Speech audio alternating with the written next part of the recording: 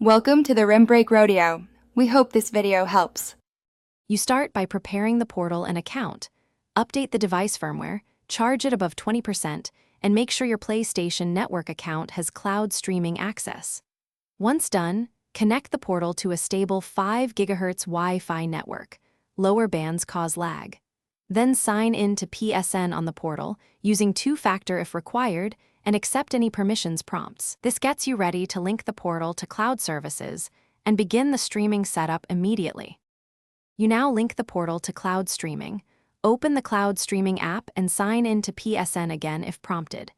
Make sure your account shows the portal as an authorized device. Check devices in your PlayStation account settings and remove old entries if needed. Once linked, browse the cloud library, choose a game, and select Start Cloud Stream. Be patient while the service allocates a session. Performance varies with server load, so expect a short provisioning wait before gameplay begins. You finish by optimizing settings and knowing how to fix common issues. Open streaming options and choose higher resolution for visuals or lower latency for competitive play, then apply. If you see stutter or input lag, move closer to the router or restart the host console. Wired Ethernet on the host reduces packet loss. If the session fails to start, sign out and sign back into PSN on the portal, relink the device, and retry. This simple reset resolves most connection faults quickly.